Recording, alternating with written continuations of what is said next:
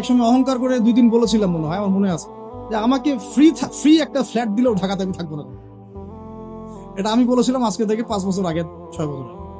আল্লাহ রাব্বুল আলামিন হয়তো এই কথাটা পছন্দ করেন, কারণ আল্লাহ পাক কারো কিবর অহংকার এরকম শক্ত কথা পছন্দ করেন না, মেবি, আল্লাহ ভালো জানে। তো আল্লাহ পাক এইখানেই আমাকে শ্বশুর বাড়ি দিয়ে দিচ্ছে, থাকবে না মানে থাকতেই হবে। আর আলহামদুলিল্লাহ এখানে এসে দেখলাম যে মাশাআল্লাহ বাংলাদেশের অনেক বরেণ্য উলামায়ে কেরাম এই শহরকে কেন্দ্র করে কাজ করেন। তাদের সোহবত যদি না থাকতো আমি এই শহরে থাকতাম না, তাদের সোহবত যদি না থাকতো এই শহরে হয়তো আমি থাকতাম না। তবে তারা এই শহরের যান্ত্রিক জীবন থেকে দূরে থাকেন, কারণ যান্ত্রিক জীবনে আপনি আল্লাহর নূর মারেফত বুঝতে পারবেন না। তারা যদি এইরকম বিজি লাইফ লিড করতেন তাহলে আমরা এরকম কিতাবগুলো পেতাম না। খুব খেয়াল করে দেখবেন এখানে জন্ম নিয়ে কতজন আলেম হয়েছে, এই শহরে জন্ম নিয়ে বাই বর্ন ঢাকায় জন্ম নিয়ে কতজন আলেম হয়েছে, যারা ওলামায়ে কেরাম তারা বাহির থেকে এসে এই শহরকে আলোকিত করছে। বুঝতে পারছেন কি বিষয়টা? এখন দেখুন আমরা সব জায়গায় জেনা করছি, আমার আশঙ্কা ঢাকা শহরে যদি কোনো বড় ভূমিকম্প হয় বা ছোট হয়, জেনার পাপের কারণে। আল্লাহ পাক আমাদেরকে হেফাজত করুন। আর আমি আজকে আরো বেশি কনসিয়াস এবং ভয় পাচ্ছি এই কথাটা বলতে, যে যদি আল্লাহর কোনো গজব চলে আসে তখন ভালো মন্দ কোনো মানুষ ছাড় পাবো, আমরাও ছাড় পাবো না, ভালো মানুষ মনে হয় ছাড় পাবে এমন না। কারণ আজকে সকালে আমি একটা কিতাব পড়ছিলাম, আল্লামা হুসাইন আহমদ মাদারী রাহিমাহুল্লাহ, আপনার নাম শুনেছেন নিশ্চয়ই, ওলামায়ে দেওবন্দের একজন নক্ষত্র। তার একটা কিতাব আছে শেষ খলিফার পদধ্বনি, পড়েছেন? শেষ খলিফার পদধ্বনি, ইমাম মাহদীকে নিয়ে লিখেছেন উনি, মাশাআল্লাহ। এই কিতাবটার পাণ্ডুলিপি পাওয়া গেছে প্রায় 75 বছর পরে, হারিয়ে গিয়েছিল এটা। আর তাকে ওই ইতালির পাশে মাল্টা একটা জায়গা আছে, ওখানে ব্রিটিশরা নির্যাতন করেছিল, নিয়ে গিয়ে ওইখান থেকে হারিয়ে গেছে। যাই হোক, তো ওইখানে তিনি একটা হাদিস এনেছেন যে যখন ইমাম মাহদীর হাতে বায়াত নেওয়া হবে, জায়গাটা হচ্ছে হাজারে আসওয়াদ, দেখেছেন হাজারে আসওয়াদ, কাবাগড় এই কর্নার হাজারে আসওয়াদ, রুকনে ইয়ামানি না, কিন্তু অনেকে রুকনে ইয়ামানিকে হাজারে আসওয়াদ মনে করে। হাজারে আসওয়াদ এবং এই যেখানে আছে মাকাম ইব্রাহিম, এর মাঝখানে বায়াত নেওয়া হবে। আর বায়াত নেবেন কতজন জানেন? 313 জন। 313 জন। বদরি সাহাবী 313, তালুতের বাহিনী 313, এখানেও 313। বায়াত যখন নেওয়া হবে শাম থেকে, তখন একটা দল আসবে তাদের বিরুদ্ধে যুদ্ধ করতে। নবী সাল্লাল্লাহু আলাইহি ওয়াসাল্লাম বলেছেন শামের ওই বাহিনীকে মক্কা মদিনার মাঝখানে বাইদা নামে একটা জায়গা আছে, এখানে ধসিয়ে দেওয়া। আয়েশা রাদিয়াল্লাহু আনহা বলছেন তখন তো অনেক সাধারণ মানুষও থাকবে, নবীজি বলেন সবাইকে ধসিয়ে। এখান থেকে একটা দলিল আনা হয়েছে, ওখানে আল্লাহর গজব চলে আসলে ভালো মন্দ সবার উপরেই আসবে, এরপর কিয়ামতের দিন নিয়ত অনুযায়ী মানুষকে উঠানো। আল্লাহ পাক আমাদেরকে আল্লাহ পাকের গজব থেকে হেফাজত করুন, আমাদেরকে ইসলাহ এবং সংশোধন দান করুন, আমাদের নেক হায়াতে আল্লাহ বরকত দান করুন।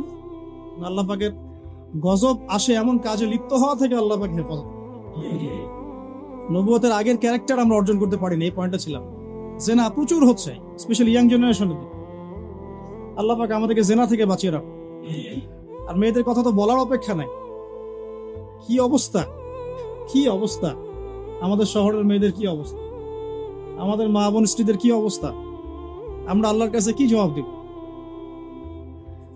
আমরা কেউই চোখের পাপ থেকে মুক্ত নই, আর যারা অনলাইনে বিচরণ করি তারা তো মোটেই না। আমরা আল্লাহর কাছে আসলে কি জবাব দিব? ও মার্কেটেই আছি তো বসে, আমরা তো মার্কেটেই বসে আছি, সুবহানাল্লাহ। মার্কেট মানে এখন মহিলা, মার্কেট এখন ছেলের চেয়ে মহিলা বেশি। মানে আমরা কামাই রোজগার করে বাসায় গিয়ে টাকা ধরিয়ে দিয়ে যাও। আল্লাহ পাক আমাকে ইসলাহ দান করুন, আপনাদের সবাইকে ইসলাহ দান। প্রথম কথা, নবী সাল্লাল্লাহু আলাইহি ওয়াসাল্লামের নবুয়তের পূর্বের জীবনের যে আখলাক, সে আখলাকটা অর্জন করতে হবে। এটা হচ্ছে নববী নেতৃত্বের প্রথম শর্ত। পারা যাবে ইনশাআল্লাহ? তাহলে আমরা এখন বেসিক কিছু কাজ করব। দেখুন, মুসলমানের দোকানে আমরা যেতে মাঝে মাঝে ভয় পাই, ঠকায় দেয় কিনা। একজন হিন্দু ভাইয়ের দোকানে গিয়ে আপনি দুধ কিনতে কমফোর্ট ফিল করেন, ও দুধে পানি মেশায় না। হ্যাঁ, অনেক সময় এমন হয়, সব সময় না হলে অনেক সময় এমন হয়। তাহলে আমরা যদি আমাদের আখলাক ঠিক না করতে পারি, তাহলে এই বড় বড় কথাগুলো আসলে কোনো কাজে দিবে না। আল্লাহ পাক আমাদের সবাইকে ভেতর থেকে সৎ হওয়ার তৌফিক দান। এতিমের দেখাশোনা করা যাবে ইনশাআল্লাহ। বিধবাদের দেখাশোনা, অনেকে ফ্যান্টাসিতে ভোগের 4টা বিয়ে করবেন, তো একজন বিধবাকে বিয়ে করে দেখান, তাই না? আমাদের তো মাশাআল্লাহ অনেক ফ্যান্টাসি অনেকের মধ্যে, চারটা করবো 4টা বিয়ে। তো একজন বিধবাকে করে দেখান, একজন তালাক প্রাপ্তাকে করে দেখান, একজন এতিমকে করে দেখান, তারপরে বোঝা যাবে যে ইসলাম কতটুকু বুঝেছে। আচ্ছা, মিসকিনদের পাশে থাকা, অসহায়ের পাশে থাকা, মাজলুমের পাশে থাকা, মুসাফিরদের খেদমত, এই কাজগুলো আমরা করতে পারবো ইনশাআল্লাহ। আল্লাহ পাক এরকম সোশ্যাল ওয়ার্ক গুলো করার তৌফিক আমাদের সবাইকে দান করুন। 2 নাম্বার দেখুন, নবী সাল্লাল্লাহু আলাইহি ওয়াসাল্লাম নবী হয়েছেন, এবার তিনি উম্মাহকে নেতৃত্ব দিবেন, কারণ আল্লাহ পাক তাকে একটা ভিশন দিয়েছেন। ভিশনটাকে ফিক্স করতে হবে। ভিশন মানে কি? লক্ষ্যটা কি? লক্ষ্যটা এক বাক্যে হচ্ছে আমি, আপনি, আমরা সবাই, নবী সাল্লাল্লাহু আলাইহি ওয়াসাল্লামের ক্ষেত্রে পুরো উম্মাহ, আমরা যেন দুনিয়াতেও সফল হই, পরকালেও জান্নাতে যাই। বাস, সিম্পল। এর চেয়ে বড় কোনো ভিশন আছে? আমাদের ভিশন 2টা। এক, কোরআন সুন্নাহ, রাসূলের সিরাত, তাজকিয়া, এগুলোকে নিয়ে যেন আমরা দুনিয়াতে সফল হই, পরকালে জান্নাতে যাই। বাস, এতটুকুই। আর দুনিয়াতে সাফল্য মানদণ্ড, মানে সাফল্য ব্যর্থতার মানদণ্ডটাই পরকালের জান্নাতে যাওয়া না যাওয়ার মানদণ্ড নয়। দুনিয়াতে কেউ যদি কিছু ব্যর্থ হয়, দারিদ্রতায় থাকে, অভাবে থাকে, ইত্যাদি ইত্যাদি, তাহলে এর মানে এই না যে সে জান্নাতে যেতে পারে। কিন্তু আল্লাহ পাক আমাদেরকে পাঠিয়েছেন, এই শরিয়া দিয়েছেন, নবী সাল্লাল্লাহু আলাইহি ওয়াসাল্লামকে পাঠিয়েছেন, কোরআন সুন্নাহ দিয়েছেন, দুটো। একটা হচ্ছে আমরা যেন দুনিয়াতেও দাপটের সাথে চলতে পারি, বিজয়ী হতে পারি, বিজয়ী উম্মাহ হতে পারি, এবং পরকালে যেন আমরা জান্নাতে যেতে পারি। That's all. এটা আমাদের ভিশন। তো এই ভিশনটা নবী সাল্লাল্লাহু আলাইহি ওয়াসাল্লামের ছিল কি ছিল না? এখন এটাকে বাস্তবায়ন করার জন্য আল্লাহ নবী সাল্লাল্লাহু আলাইহি ওয়াসাল্লাম নিজে হিমসেলফ, তিনি নেতৃত্ব দিয়েছেন কিনা? প্রথমে দেখিয়েছি আপনাকে আগের ক্যারেক্টার। ওই আগের ক্যারেক্টারগুলো কি পরে নাই হয়ে গেছে? ওই ক্যারেক্টারগুলো আরো বেশি দীপ্তমান হয়েছে। কোনটা আরো বেশি দীপ্তমান হয়েছে? এখন ওহী আসার পরে নবী সাল্লাল্লাহু আলাইহি ওয়াসাল্লাম প্রথম যেটাতে ফোকাস করলেন সেটা হলো ইলম অর্জন করা এবং অন্যকে ইলম শেখানো। আর আল্লাহ নবী সাল্লাল্লাহু আলাইহি ওয়াসাল্লাম আল্লাহর কাছ থেকে ইলম শিখছেন। এটা ইলম না কোরআন? এটা ইলম নয় কি? এটা আল্লাহর পক্ষ থেকে দেয়া ইলম, ওহী, এবং এর সাথে হিকমা দেয়া হয়েছে, মানে সুন্নাহ। তো কোরআন এবং সুন্নাহ আল্লাহ পাক তাকে শিখাচ্ছেন, এবং নবী সাল্লাল্লাহু আলাইহি ওয়াসাল্লাম এটা তার উম্মাহকে শেখাচ্ছেন। তাহলে একজন সফল নেতার গুণাবলী হবে এই মানবিক গুণাবলীগুলোর সাথে সে নিজে ইলমের ধারক বাহক হবে এবং সমাজে আলো ছড়িয়ে দিবে জ্ঞানের। এটাই হচ্ছে একজন নেতার আদর্শ নেতার গুণাবলী। এটা খুবই খুবই গুরুত্বপূর্ণ একটা চারিত্রিক বৈশিষ্ট্য একজন সফল নেতা, যে নিজে ইলমের ধারক বাহক হবে এবং জনগণের মধ্যে জ্ঞান ছড়িয়ে দিবে। আর এই জ্ঞানের ডেফিনেশনটা কি হবে তাহলে? শুধু কি বস্তুবাদী জ্ঞান, নাকি জ্ঞানের কোনো ডেফিনেশন আছে, সংজ্ঞা আছে? সংজ্ঞাটাও আমরা কোরআন থেকে নেই। সংজ্ঞাটা আল্লাহ কোরআনে দিয়েছেন সূরা কাহফের মধ্যে, ওয়াকুলিল হাক্কু মির রাব্বিকুম ফামান শাআ ফালইউমিন ওয়া মান শাআ ফালইয়াকফুর। এই হক বা সত্যটা তোমার রবের পক্ষ থেকে আসে। আর সূরা বাকারা আছে, ওয়াকুলিল হাক্কু মির রাব্বিকুম ফালা তাকুনান্না মিনাল মুমতারিন। হক আল্লাহর পক্ষ থেকে আসে, তুমি সন্দেহবাদীদের অন্তর্ভুক্ত হও না। মানে হক, এই জ্ঞান, এই কোরআন যেটাই আপনি বলেন, এটা আল্লাহর পক্ষ থেকে আসে। তার মানে যেটা আল্লাহ পর্যন্ত আমাদেরকে পৌঁছায় সেটাই জ্ঞান। তাহলে জ্ঞান কোনটা? যেটা আমাকে আল্লাহ চিনাবে, আল্লাহ পর্যন্ত পৌঁছাবে। ইকরা বিসমি রাব্বিকাল্লাযী খালাক, এর মানে কি? পড়ুন আপনার রবের নামে যিনি আপনাকে সৃষ্টি করেছেন। মানে যে জ্ঞান আপনাকে আপনার স্রষ্টা পর্যন্ত পৌঁছায়, এটাই জ্ঞান। আর যেটা আমাদেরকে ওখান থেকে দূরে সরায় দেয়, সেটা কি জ্ঞান? এখন মূল জ্ঞান তাহলে কি? কোরআন এবং সুন্নাহ। এটা আল্লাহ পাকের ওহীটাই মূল জ্ঞান। এর সাথে প্রাসঙ্গিক উপকারী যে কোনো ইলম চর্চা করা যাবে, হোক সেটা মেডিকেল সায়েন্স, ইঞ্জিনিয়ারিং, দর্শন, রসায়ন, পদার্থ, সাহিত্য, সবই চর্চা করা যাবে, যতক্ষণ না সেটা কোরআন সুন্নাহর যে মূল ধারা, মূল নীতি, এর সাথে সাংঘর্ষিক। আমার কথা কি বুঝতে একটু কষ্টকর হচ্ছে? হ্যাঁ, যতক্ষণ পর্যন্ত কোরআন এবং সুন্নাহর মূল ধারার সাথে, মূল নীতির সাথে এই জ্ঞানগুলো কন্ট্রাডিক্টরি না হবে, ততক্ষণ পর্যন্ত এটা চর্চা করা যাবে। এখন আমরা নেশন ওয়াইজ দেখেন যে আমরা কি আসলে কোরআন এবং সুন্নাহর জ্ঞানটা প্রমোট করছি, না অন্য বস্তুবাদী জ্ঞানটা প্রমোট করছি? আর নবী সাল্লাল্লাহু আলাইহি ওয়াসাল্লাম কি করেছেন? তিনি কি বস্তুবাদী জ্ঞানটাকে প্রমোট করেছেন বেশি, নাকি কোরআন সুন্নাহর জ্ঞানটাকে বেশি প্রমোট? আর একজন সফল নেতা, সফল নেতৃত্বের প্রথম কাজ নিজে জ্ঞানের ধারক বাহক হওয়া এবং জনসাধারণ অনুসারীদের মধ্যে জ্ঞানের বিপ্লব ছড়িয়ে দেওয়া।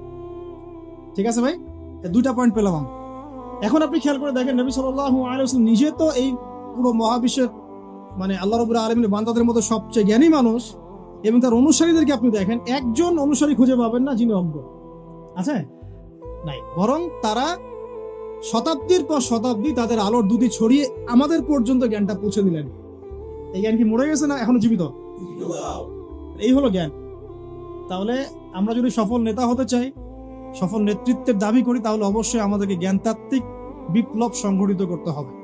এটার জন্য শুধুমাত্র বস্তুবাদী জ্ঞান যথেষ্ট নয়। যতক্ষণ না আমরা জেনারেল শিক্ষা, ইসলামিক শিক্ষাকে একত্রিত করে একটা নতুন কিছু করছি, ততক্ষণ পর্যন্ত এই জাতির, এই আমরা যারা স্বপ্ন দেখি যুবক যুবতী সোনামণিদেরকে নিয়ে, এটা বাস্তবায়িত হবে না। এটা বাস্তবায়িত হবে না। আমরা একটা জিনিস লক্ষ্য করছি, দেখুন, এটাও একটা নেগেটিভ বিষয়। এটাও ইগোতে নিয়ে না, ভাবতে হবে বিষয়গুলো নিয়ে। ইগোতে নিয়ে নেওয়া যাবে না, কথা শুনলে ভাবতে হবে।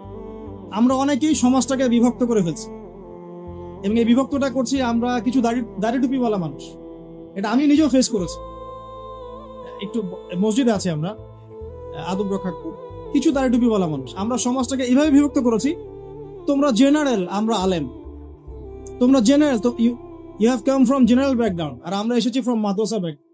এভাবে অনেক সময় আমরা সমাজটাকে বিভক্ত করে ফেলছি। বরং আমাদের উচিত যারা জেনারেল লাইনে পড়াশোনা করেছে দীর্ঘদিন, তাদেরকে একটু বুকে টেনে নাও। আদারওয়াইজ আপনি তাদেরকে দিন ওইভাবে শেখাতে পারবেন না। আর এটা তো অহংকার হয়ে যাবে তখন, যে আমি মাদ্রাসা ব্যাকগ্রাউন্ড থেকে আসছি, তুমি জেনারেল ব্যাকগ্রাউন্ড থেকে আসছো, তুমি কি জানো?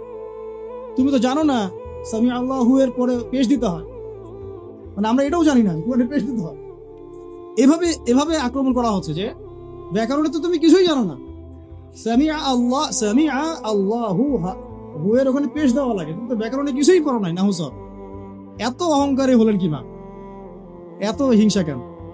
এগুলো তো আমরা বক্তব্য করেছি আজকে থেকে 30 বছর আগে, এবং আমাদেরকে শেখানো হয়েছে প্রত্যেকটা ওয়ার্ডের হক আদায় করে বলার জন্য। এক একটা ওয়ার্ড, এক একটা শব্দের হক আদায় করে যেন উচ্চারণ করা। সুবহানাল্লাহ। তো আমরা অনেক সময় সমাজটাকে এভাবে বিভক্ত করে ফেলছি, অজ্ঞতা বশত, অহংকার বশত।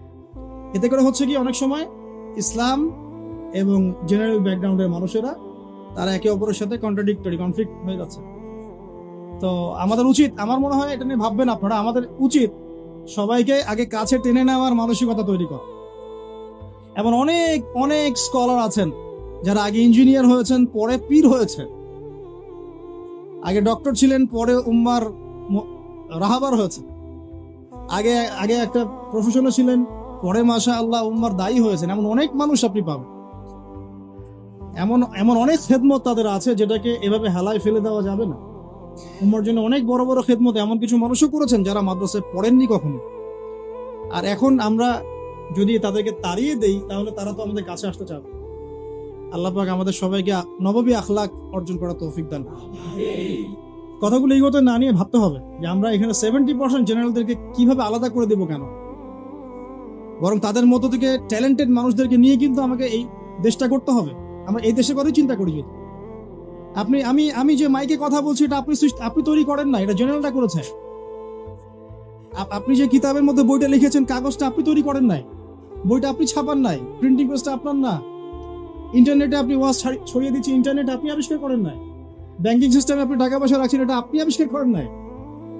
পলিটিক্যাল সিস্টেমগুলো আপনি মেনে চলছেন না, এই সিস্টেমগুলো যারা চালাচ্ছেন তারা জেনারেল। অসুস্থ হলে আপনি ডক্টরের কাছে যাচ্ছেন, মেডিকেলে যাচ্ছেন, সেটা আপনি করেননি। অপারেশনের প্রত্যেক যন্ত্রপাতি থেকে শুরু করে টপ টু বটম কিছুই আপনি করেন। তাহলে আমরা কেন সমাজটাকে বিভক্ত করব? কিন্তু আমাদের সালফে সালেহিনরা এই বস্তুবাদী জগতের মূলনীতি দিয়ে গিয়েছিলেন। তারা সেগুলো আবিষ্কার করে দেখিয়ে দিয়েছেন কিভাবে ইলমের সাথে দুনিয়াকেও ডিল করতে হবে। তার একই সাথে আলেম ছিলেন, মুহাদ্দিস ছিলেন, ফকিহ ছিলেন, ব্যবসায়ী ছিলেন, রাজনীতিবিদও ছিলেন, অর্থনীতিবিদও ছিলেন। এখন আমরা এভাবে আলাদা করে ফেলেছি সমাজটা। তো আল্লাহ পাক আমাদেরকে বোঝার তৌফিক দান। আমি কারো খেদমত ছোট করছি না। আমরা কিছু মানুষের সমাজে কিছু মানুষ এই ভাইবটা ছড়ানোর চেষ্টা করছে। আপনারা এই ভাইবের মধ্যে পা দিবেন। ওলামায়ে কেরামদেরকে তাদের জায়গায় শ্রদ্ধার পাত্র হিসেবে রাখবেন, নিজেরা তাদের সহবতে গিয়ে দিন শিখবেন, এবং একটা হৃদ্যতাপূর্ণ সম্পর্ক রাখার চেষ্টা করবেন, যাতে একে অপরের সাথে কোনো রকম কনফ্লিক্টে না যায়। আল্লাহ পাক আমাদেরকে বোঝার তৌফিক দান করুন, আমিন। মানবিক গুণাবলীর সাথে 2 বলেছি, ইলম ধারণ করা এবং মানুষকে শেখানো। আল্লাহ পাক আমাদের সবাইকে ইলম শেখার তৌফিক দান। লাস্ট টাইম প্রশ্ন করি, ইলম মানে কোন ইলম ভাই? শুধু কি বস্তুবাদী জ্ঞান, বা শুধু কি কোরআন কোরআন এবং সুন্নাহ অবশ্যই মৌলিক শেকড়, এর পাশাপাশি আপনি উপকারী জ্ঞানও শিখতে পারবেন। এই জ্ঞানের প্রচার প্রসার যখন ব্যাপক হবে, নেতা কেন পুরো জাতিটাই দেখবেন মাশাআল্লাহ বিশ্বের বুকে মাথা তুলে দাঁড়াবে। আল্লাহ পাক আমরা সবাইকে জ্ঞান অর্জন করার তৌফিক দান করুন। 3 নম্বরে আসি। আজকে তো সব বলতে পারবো না বলেছি, ইনশাআল্লাহ আগামীকালের জন্য কিছু রেখে দিচ্ছি। আজকে আমি চেষ্টা করছি 10টা টাচ করব, ঠিক আছে ইনশাআল্লাহ, শর্ট করে 3 নম্বরটা বলি। দেখুন 3 নম্বর হচ্ছে নবী সাল্লাল্লাহু আলাইহি ওয়াসাল্লাম নিজে ইলম আল্লাহর কাছে পেয়েছেন, সাহাবীদেরকে শিখিয়েছেন। সবচেয়ে বেশি কঠোর আমল তিনি নিজে করেছেন। 3 নম্বরটা হচ্ছে একজন নেতার অন্যতম গুণাবলী থাকতে হবে সিরাতের আলোকে, নেতৃত্বের গুণাবলীর অংশে তাকে নিজেকে আগে আমল করে দেখাতে হবে। শুধু বড় বড় কথা বলা, লেকচার দিয়ে ক্ষান্ত হলে চলবে না, মানুষকে শেখালেই চলবে না, নিজেকে আগে আমল করে দেখাতে হবে। আমি কয়েকটা এক্সাম্পল দিচ্ছি। দেখুন হুনাইনের যুদ্ধ চলছে, একটু মনোযোগ দেন। হুনাইনের যুদ্ধ চলছে, নবী সাল্লাল্লাহু আলাইহি ওয়াসাল্লামের আশপাশের সাহাবীরা ছত্রভঙ্গ হয়ে গেছে। এই হুনাইনের যুদ্ধ হচ্ছে মক্কা বিজয়ের পরে, কিন্তু মক্কা বিজয়ের আগে নয়। তো সাহাবীরা ছত্রভঙ্গ হয়ে গেছেন, নবী সাল্লাল্লাহু আলাইহি ওয়াসাল্লাম নিজে সামনে এগিয়ে গিয়ে তরোয়াল খুলে উঁচু করে বলছিলেন যে আনা মুহাম্মদ আনা রাসূলুল্লাহ লাস্তু কাযিবান, আমি মুহাম্মদ, আমি আল্লাহর রাসূল সাল্লাল্লাহু আলাইহি ওয়াসাল্লাম, লাস্তু কাযিবান, আমি মিথ্যাবাদী নই। তিনি যুদ্ধের ডাক দিয়ে পিছনে পড়ে থাকেননি, তিনি নিজে সামনে গিয়ে তরোয়াল উঁচু করে সাহাবীদেরকে ইন্সপায়ার করছেন যে আমি আল্লাহর রাসূল, আমি মুহাম্মদ, আমি মিথ্যাবাদী নই, হালুম্মা ইলাইয়া, আমার দিকে তোমরা আসো, ছুটে আসো। তখন সাহাবীরা ছুটে আসে। লিডিং ফ্রম দ্য ফ্রন্ট, যেটা বলি আমরা, সামন থেকে নেতৃত্ব দেওয়া। এই শব্দটা শুনেছেন ক্রিকেট খেলার মধ্যে, তাই না? সামন থেকে নেতৃত্ব দেয়া। নবী সাল্লাল্লাহু আলাইহি ওয়াসাল্লামের চারপাশে সাহাবীরা খন্দকের যুদ্ধের সময় পখিরা খুঁজছে। খন্দকের যুদ্ধের সময় খাল খোঁড়া হয়েছিল, মনে আছে আপনাদের? যাতে ওরা আমাদের কাছে আসতে না পারে, খাল খুঁড়ে দেওয়া হয়েছে। এই খাল খুঁড়তে আমাদের নবীজি নিজে বলেন নাই যে খাল খোঁড়ো তুমি, আবু বকর তুমি খোলো, ওমর তুমি খোঁড়ো, আলী তুমি খোঁড়ো, এটা নয়। তিনি নিজে নিজের লুঙ্গি বেঁধে নিয়ে এখানে খাল খুঁড়েছেন, নিজের পেটে খাবার নাই, পাথরও বেঁধেছেন। প্রচন্ড শীতের মধ্যে তিনি সেখানে উপস্থিত থেকে কাজ নিয়েছেন। আমি বুঝাতে চাচ্ছি নবী সাল্লাল্লাহু আলাইহি ওয়াসাল্লাম শুধুমাত্র কথা বলেই ক্ষান্ত হতেন না, নিজে করে দেখান। যে কোরআনের দাওয়াত তিনি মানুষকে দিচ্ছেন, সেই কোরআন সারা রাত তেলাওয়াত করছেন। যে নামাজের দাওয়াত তিনি মানুষকে দিচ্ছেন, সেই নামাজ পড়তে পড়তে তার পা ফুলে যাচ্ছে। এমন না যে নামাজ আপনারা পড়েন, আমি বললাম আমি পড়লাম না, আমি বললাম তাহাজ্জুদ পড়েন, আমি পড়ি না, আমি বললাম আপনারা বেশি বেশি নামাজ পড়েন, আমি নিজেই পড়ি না, এমন নেতা তিনি ছিলেন না। এখন আপনি মেলান দেখে আশপাশে, কথা কাজে মিল আছে এমন নেতা কোথায় পাবে? কয়জন পাবে? নিজেই খালি বলছি, মানুষকে নিজে করে দেখাচ্ছি কত। এরকম অসংখ্য এক্সাম্পল দেওয়া যাবে। নবী সাল্লাল্লাহু আলাইহি ওয়াসাল্লাম বদর যুদ্ধে নিজে সামন থেকে নেতৃত্ব দিয়েছে। নবী করিম সাল্লাল্লাহু আলাইহি ওয়াসাল্লাম মানুষকে অনাড়ম্বর জীবন যেমন করতে বলেছেন, নিজে কি বিলাসী জীবন যেমন করেছেন। তিনি নিজে মাসের পর মাস তার বাসায় চুলা জ্বলছে না। এগুলো আমরা আসলে চিন্তা করতে পারবো না, আর আমাদের এত পরীক্ষা আল্লাহ পাক নিবেনও না, কারণ এগুলো যার ঈমান যত উঁচু তার পরীক্ষা তত বেশি হয়। নবী সাল্লাল্লাহু আলাইহি ওয়াসাল্লাম বাসায় তার খাবার নাই, খেজুর খেয়ে থাকছেন, হ্যাঁ, অনেক সময় রুটি খাচ্ছেন জাইতুনের তেল দিয়ে, খুব রেয়ার গোশত খাচ্ছেন। নবী হওয়ার পরে তিনি 3 দিন টানা পেট ভরে খান নাই। তার মানে কি তিনি শুধু নিজে বড় বড় কথা বলেছেন না, নিজেও সেটা আমল করে দেখিয়েছেন? খেয়াল করে দেখেন, নিজে মানুষকে খালি বলেননি তোমরা দান সদকা করো, বরং যেই তার কাছে হাত পাতত তাকেই তিনি দান করে দিতেন। দান করতে করতে করতে এমন একটা অবস্থা, ঘরে আয়েশা রাদিয়াল্লাহু আনহা থেকে শুরু করে অন্যান্য স্ত্রীদের কারো ঘরে কোনো খাবার নাই। ঈদের দিন তার ঘরে খাবার নাই। আয়েশা রাদিয়াল্লাহু আনহা বলছেন যে ইয়া রাসূলুল্লাহ কিছু দিয়ে যান, আমরা ঈদের রান্না বান্না করব। নবীজি কিছু দিতে পারলেন না। সুবহানাল্লাহ সাল্লাল্লাহু আলাইহি ওয়াসাল্লাম তিনি চলে গেলেন ঈদের নামাজ পড়াতে। ঈদের নামাজ পড়িয়ে বাসায় এসে দেখলেন রান্না বান্না হচ্ছে, মাশাআল্লাহ সবার ঘরে রান্না হচ্ছে। তো তিনি জিজ্ঞাসা করলেন খাবার করতে গেল। তখন তার স্ত্রীরা বললেন, আম্মাজান যারা ছিলেন রাদিয়াল্লাহু আনহা, আয়েশা রাদিয়াল্লাহু আনহা সম্ভবত বলেছেন যে আপনি যখন চলে গিয়েছেন তখন উসমান বিন আফফান রাদিয়াল্লাহু আনহু তিনি প্রত্যেক স্ত্রীর ঘরে একটা করে উট পাঠিয়েছে। আপনারা ব্যবসায়ীরা উসমান রাদিয়াল্লাহু আনহুর মতো হয়ে যান এবং দিনের জন্য আপনাদের এই অর্থ বিত্ত যা আছে ঢেলে দেন ইনশাআল্লাহ। যে ব্যক্তি দুনিয়া গোছাবে, আল্লাহ পাক তার পরকাল গোছাবেন। যে ব্যক্তি পরকাল গোছাবে আল্লাহ তার দুনিয়া গুছিয়ে দিবেন। আর আল্লাহ নবী সাল্লাল্লাহু আলাইহি ওয়াসাল্লাম এরপর কি করেছেন জানেন? হাত তুলে দোয়া করেছেন। দোয়াটা আমি মুখস্থ করে রেখেছি, কারণ আমার ছেলের নাম ওসমান, ওকে দেখলে আদর করতে হবে, দোয়াটা যেন করা যায়। আল্লাহুম্মা সাহহিলিল হিসাবা আলাল উসমান, আল্লাহুম্মা সাহহিলিল হিসাবা আলাল উসমান। আল্লাহ তুমি উসমান রাদিয়াল্লাহু আনহুর একদম সহজ হিসাব নিয়ে না। এই জন্য উসমান রাদিয়াল্লাহু আনহুর হিসাব হবে 3 নাম্বার। প্রথমে আবু বকর সিদ্দিক, তারপর উমর ইবনে খাত্তাব, তারপর ওসমান ইবনে আফফান, এবং তিনি যাবেন, বের হয়ে চলে আসবেন। হিসাব সহজ নাই। ওই যে দোয়া নবী সাল্লাল্লাহু আলাইহি ওয়াসাল্লাম করেছেন, একদিনের আমল, এরকম লাইফ ছিল তার। নবী সাল্লাল্লাহু আলাইহি ওয়াসাল্লাম নিজে করে দেখান, খালি বলেননি দান করো। আর আমরা মাশাআল্লাহ ওয়াজ মাহফিলে এসে দেখি যে দান উঠাচ্ছে। আপনি কয় টাকা দান করেছেন? আপনি দেন 50, কে 50 দিবেন হাত তোলেন, বাস। আমি কিন্তু বলছি না আর, বাস 50 দিল, কে 20 দিবেন, কে 20 দিল, কে 10 দিবেন, 10 দিবেন। লাস্টে দেখা যায় যে আস্তে আস্তে নোট কমতে থাকে, 1000, কে 500 দিবেন। শেষে বলে ভাই খুচরাগুলোও দেই, ভাই খুচরাগুলোও দেই, খুচরাগুলোও দেই, ভাই খুচরাগুলোও দেই। এই হচ্ছে অবস্থা। তো ওই হুজুর কয় টাকা দিয়েছে নিজের দান কি বুঝাতে যাচ্ছি? আল্লাহ নবী সাল্লাল্লাহু আলাইহি ওয়াসাল্লাম খালি কথার মানুষ ছিলেন না, নিজে কাজ করে দেখিয়েছেন। আমরা নামাজ পড়তাম 5 ওয়াক্ত, পড়ি 5 ওয়াক্ত। আল্লাহ নবী সাল্লাল্লাহু আলাইহি ওয়াসাল্লাম নামাজ পড়তেন 8 ওয়াক্ত। বলুন কিভাবে? 5 ওয়াক্ত সালাত, তাহাজ্জুদ, এটাও একটা ওয়াক্ত ধরলাম আর কি। ইশরাক, চাশত, ইশরাক এবং চাশত, সালাতুদ দুহা, দেখেন কয়টা হচ্ছে? 8টা হচ্ছে। এছাড়াও যখনই ওযু করতেন নামাজ পড়তেন, যখন সময় পেতেন নামাজ পড়তেন। তিলাওয়াত তিনি শুধু নিজেই করতেন এমন নয়, মানুষের তেলাওয়াত শুনতেন। আপনারা ওই হাদিস জানেন, তিরমিজিতে আছে, আব্দুল্লাহ ইবনে আব্বাস রাদিয়াল্লাহু আনহু তেলাওয়াত শুনতে শুনতে তার চোখ দিয়ে পানি হচ্ছে। তো বললে অনেক কথা বলা যাবে, মোট কথা হচ্ছে এমন একটা আমল নাই যেটা তিনি শুধু বলেছেন নিজে করেন। একদম তাসবিহ তাহলিল থেকে শুরু করে, জিকির আজকার থেকে শুরু করে জিহাদ দিন কায়েম পর্যন্ত শুধু বলেন নাই, করে দেখিয়েছে।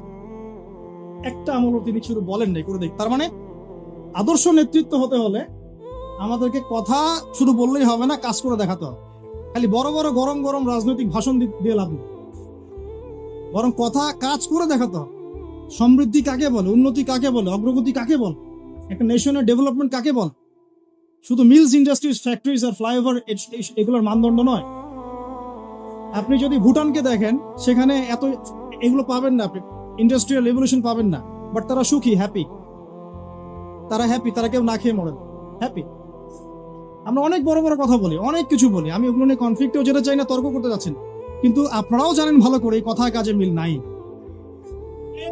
এবং সত্যি কথা এটাই যে আমরা যা বলছি তা আসলে করছি, আমরা খেয়ানত করছি। আল্লাহর কাছে জবাব দিতে হবে, আল্লাহর কাছে জবাব দিতেই হবে। যেই হোক না কেন উপরে, যেই আসুক না কেন, তাকেই আল্লাহ পাক জিজ্ঞাসা করবেন, পুরো নেশনের হিসেব তাকে দিতে হবে। এটা খুব ডিফিকাল্ট। আবু যর রাদিয়াল্লাহু আনহুকে নবীজি বলতেন, তুমি জীবনেও নেতৃত্ব চেয়ে নিও না, তোমাকে জোর করেও যদি দেওয়া হয়, তোমাকে এটা ছুরিবিহীন জবাই করে দেওয়া হচ্ছে, তোমাকে ছুরিবিহীন জবাই করে দেওয়া হচ্ছে। আমরা কত কত সমস্যা দেখবেন। এডুকেশন নিয়ে আপনাকে আল্লাহ পাক জিজ্ঞাসা করবেন, জাতিকে কি শিখিয়েছো? হ্যাঁ, ইসলামের খেদমত নিয়ে জিজ্ঞাসা করবেন, অর্থনীতি নিয়ে জিজ্ঞাসা করবেন, তোমার জাতিকে সুদমুক্ত করতে পেরেছিলে কিনা। আপনাকে আল্লাহ পাক জিজ্ঞাসা করবেন প্রশাসনিক বিষয়গুলো নিয়ে, সততার সাথে প্রশাসন চালিয়েছো কিনা, না দুর্নীতি করেছো, কখনো ঘুষ খেয়েছিল কিনা, কখনো কি কলমের খোঁচায় কোনো মাজলুমকে শাস্তি দিয়েছো কিনা, কেউ জুলুম করে নাই তাকে শাস্তি দিয়েছো কিনা। এক একটা হিসাব না দিয়ে কেউ পার পাবে না। বিশ্বাস করেন, আমি যে এই যে উসমান রাদিয়াল্লাহু আনহু হিসাবের কথাটা বললাম না, তার আগেও 2টা লাইন আছে হাদিসে। আবু বকর রাদিয়াল্লাহু আনহুকে আল্লাহ নবীজি বলবেন, তুমি সামনে যাও, কারণ আল্লাহ নবী সাল্লাল্লাহু আলাইহি ওয়াসাল্লাম সিজদায় পড়ে থাকবেন। আল্লাহ পাক তাকে যে তাসবিহ শিক্ষা দিবেন ওই সময় তিনি সেটা পড়বেন। ওটা আগেও কাউকে শিক্ষা দেন নাই, পরে কাউকে শিক্ষা দেন। এরপর আল্লাহ পাক বলবেন যে তুমি মাথা ওঠাও, সাল তুতি, তুমি চাও তোমাকে দেয়া হবে। নবীজি তখন চাইবেন ওই দোয়াটা যেটা তিনি দুনিয়াতে করেন নাই, আল্লাহ আমার উম্মত, আল্লাহ আমার উম্মত। হিসাব শুরু করো। হিসাব শুরু হওয়াটাই একটা চ্যালেঞ্জ, হিসাব শুরু না হওয়াটাই কিয়ামতের দিন আমাদের জন্য প্যানিক অবস্থা। হিসাব শুরু হওয়াটাই একটা বড় চ্যালেঞ্জ। ওইখানে কেউ হিসাব শুরু করাতে পারবে না। আদম আলাইহিস সালাম পারবেন না, নূহ আলাইহিস সালাম পারবেন না, ঈসা ইবনে মারইয়াম, মুসা আলাইহিস কেউ পারবেন। পরে আমাদের নবী সাল্লাল্লাহু আলাইহি ওয়াসাল্লাম এভাবে আল্লাহকে রিকোয়েস্ট করবেন, আল্লাহ হিসাবটা অন্তত শুরু করুন। তোমার বান্দারা আজকে কষ্টে জর্জরিত। আবু বকর রাদিয়াল্লাহু আনহুকে আল্লাহ নবী বলবেন সামনে যাও। তিনি যেতে যেতে কান্নাকাটি শুরু করলেন, হাউমাউ করে কান্নাকাটি শুরু করে দিন, ইয়া রাসূলুল্লাহ, আমি তো অনেক পর ইসলাম কবুল করেছি, সেই কত বছর বয়সে, আমি কিভাবে আগে হিসাব করব? তখন আল্লাহ রাব্বুল আলামিন তাকে রহমতের পর্দা দিয়ে ঢেকে নেবেন এবং বলা হচ্ছে যে আমাদের মুমিনদের উপরে আমভাবে নূর এবং রহমত দেওয়া হবে, কিন্তু আবু বকর সিদ্দিক রাদিয়াল্লাহু আনহুকে খাস ভাবে নূর আর রহমত দেওয়া হয়েছে। কারণ আল্লাহ নবী সাল্লাল্লাহু আলাইহি ওয়াসাল্লামকে খাস সাহায্য করেছেন আবু বকরকে। তারপর ওমর রাদিয়াল্লাহু আনহুর পালা আসবে, ওমর ইবনে খাত্তাব একইভাবে কান্নাকাটি করবে এবং আল্লাহ রাব্বুল আলামিন তার নেকিগুলো দেখাবেন। নবী সাল্লাল্লাহু আলাইহি ওয়াসাল্লাম বলেছেন যে কেউ যদি আসমানের সমস্ত তারাকে একত্রিত করে, ওর মিসাল আর ওমর ইবনে খাত্তাবের নেকির মিসাল হবে। এরপরে উসমান রাদিয়াল্লাহু আনহুর কথা তো বললামই। তারপর আলী ইবনে আবি তালেব, তার ব্যাপারে এসেছে সবচেয়ে তড়িৎ হিসাব তারা, সবচেয়ে ফাস্ট। আলী রাদিয়াল্লাহু আনহু একটা দোয়া করতেন, এই দোয়াটা আমরাও করি। তিনি দোয়া করতেন যে আল্লাহ, আমি চাই না যে আমাকে শিশু বয়সেই, কিশোরে বা যৌবনকালেই কোনো একটা অঘটন হলো বা দিনের জন্য কোনো একভাবে আমার ইন্তেকাল হয়, এটা আমি পছন্দ করি না। এটা আলী রাদিয়াল্লাহু আনহু বলতেন। বরং আমি চাই দিনের জন্য আমি খেদমতের পর খেদমত করতে থাকি এবং কষ্টের পর কষ্ট সহ্য করতে থাকি এবং শেষে গিয়ে শাহাদত লাভ করি। ঠিক আল্লাহ রাব্বুল আলামিন তাকে ওইভাবেই মৃত্যু দিয়েছে। যে আল্লাহ পাক সম্পর্কে মানুষ যে ধারণা রাখবো, আল্লাহ পাক তাকে সেটাই দিবেন। আমরা দোয়া করি আল্লাহ পাক আমাদের সবাইকে যেন তার ইবাদত করতে করতে দাড়ি সাদা করার তৌফিক দান এবং আল্লাহর রাস্তায় শাহাদত দান। তো এখন আসুন, সম্ভাবনা আছে তো? সম্ভাবনা আছে। আমরা ওয়ার্ল্ড অ্যাফেয়ার্স ঘাটাঘাটি করছি, সমকালীন বিশ্ব সম্পর্কে খোঁজ খবর রাখছি। পরিস্থিতি কখন কোন দিকে কিভাবে মোড় নেবে কেউ জানেন। আজকে যা হয়েছে তা কি মানুষ জানতো, ভাবতে পেরেছিল এটা হতে পারে? বাই দা ওয়ে, এখন আপনি অনেককেই অনলাইনে পাবেন না, যাদেরকে অনেক লাভঝাপ করতে দেখেছেন, এরা এখন সব ঘুমটা দিয়ে গর্তে ডুবে যাবে। নাই, কোনো কথা নাই, চুপ। 3 নম্বর পয়েন্টটা খুব ইম্পর্টেন্ট এবং এটা খুব বড় আলোচনা ছিল, কিন্তু আমি সময় সংক্ষিপ্ততার কারণে শর্ট করলাম। আপনারা বুঝে নেন যে আল্লাহ নবী সাল্লাল্লাহু আলাইহি ওয়াসাল্লাম শুধুমাত্র এমন নবী ছিলেন না যিনি শুধু কথা বলে খানতে হতো, দাওয়াত দিয়ে খানতে হতো, বরং নিজে সবকিছুর উপর সর্বাগ্রে আমল করে দেন। 4, নবী সাল্লাল্লাহু আলাইহি ওয়াসাল্লাম তার অনুসারীদের কারো সাথে, ভালো করে শোনেন, আল্লাহ নবী সাল্লাল্লাহু আলাইহি ওয়াসাল্লাম তার অনুসারীদের কারো সাথে কখনো খারাপ ব্যবহার করতেন।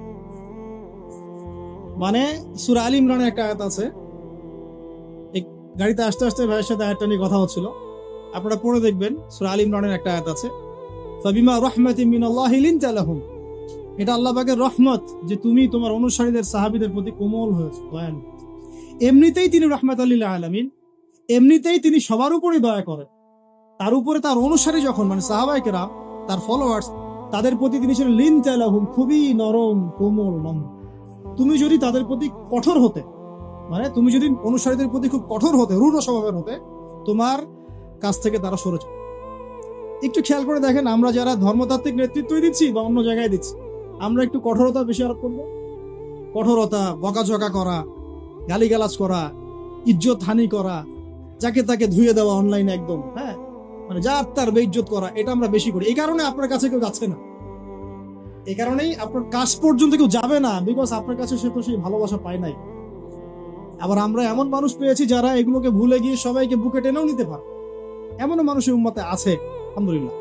কিন্তু সফল নেতৃত্বের গুণাবলী হতে হলে এখানে আমাদেরকে লিনতা লাহুম এই স্বভাবটা থাকতে হবে, যে আমরা যেন অনুসারীদের প্রতি নরম হই। কারণ আমরা তো 1400 বছর পরের জেনারেশন, মানে আমাদের মধ্যে কেউই পিউরিফাইড না। আমাদের মধ্যে না সেই নববী যুগের কোনো নেতা আছে, আর না নববী যুগের কোনো অনুসারী আছে। তাহলে আমাদের ক্ষেত্রে কত সবরের দরকার সেটা আমাদেরকে ভাবতে হবে। তিনি ছিলেন নরম, কোমল, দয়ালু এবং তিনি কাউকে কারোর সামনে বেইজ্জত করতেন না। আমি তো একটা মিসাল দিচ্ছি আপনাকে। একজন ব্যক্তি এসে মসজিদ ঢুকে বেদুইন, সে তো জানে না, কালচার না, সে আনকালচার, কারণ সে তো মরুভূমির ওই দূর প্রান্ত থেকে আসছে, সেখানে সেভাবেই করে ইস্তেঞ্জা, সে মসজিদের কর্নারে ইস্তেঞ্জা করে দিচ্ছে। আমাদের এখানে কেউ যদি মসজিদ ইস্তেঞ্জা করে, আপনি কি করবেন? স্বাভাবিক এই কাজই করবো আমরা।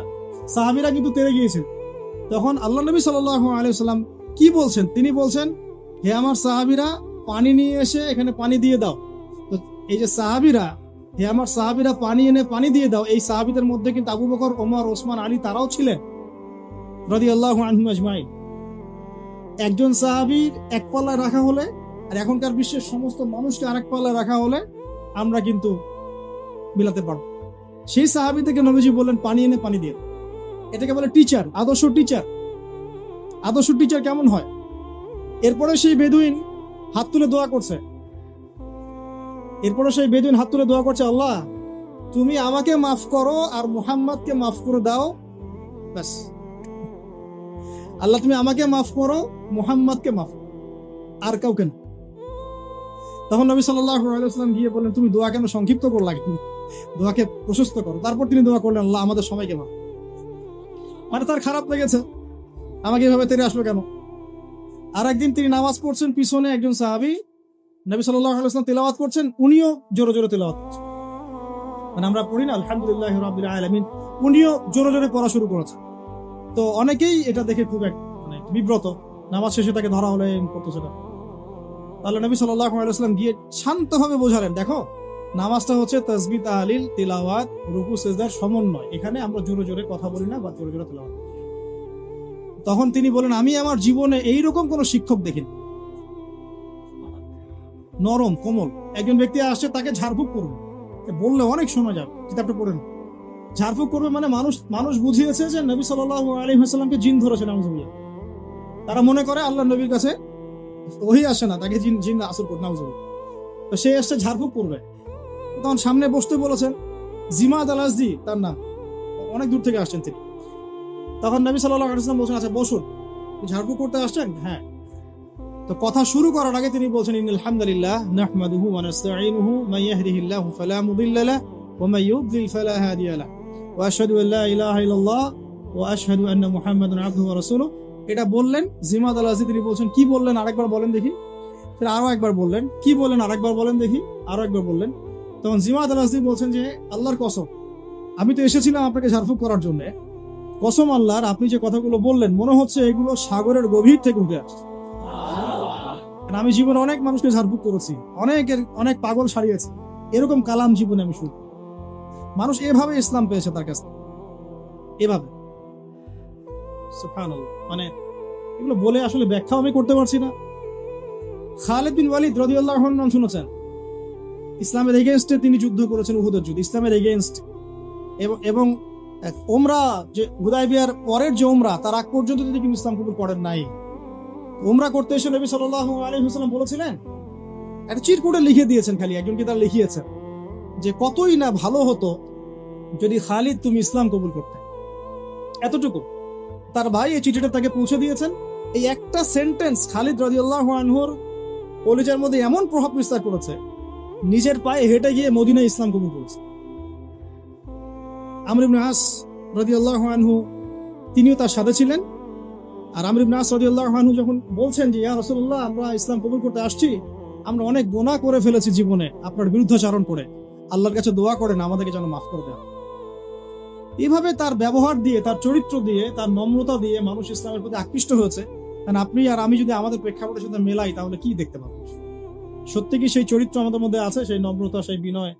আমরা তো একজন আরেকজনকে মানে যা ইচ্ছা তাই বলি, যা ইচ্ছা তাই, মানে বাবা মা ভাই বোন জ্ঞাতি গোষ্ঠী আত্মীয় স্বজন কিচ্ছু বাদ নাই, গালিগালাজ। এগুলো ফাঁসে কি? এই কারণেই তো দিন বিজয় হচ্ছে না।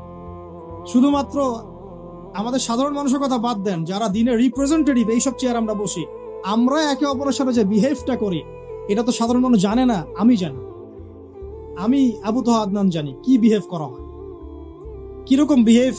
এই পর্যন্ত আমাকে সহ্য করতে হচ্ছে, যেটা আমি আসলে বলতে গেলে বেশি বলে ফেলবো, তখন আমার তাজকিয়া নষ্ট হবে। এই জন্য আমি চুপ আছি, বলতে গেলে বেশি বলে ফেলতে পারি। তবে এগুলো কোনোটাই নববী আখলাক, এগুলো নববীতে আখলাক নাই। নবী সাল্লাল্লাহু আলাইহি ওয়াসাল্লামের সিরাত সুন্নতের সাথে কোনো মিলন।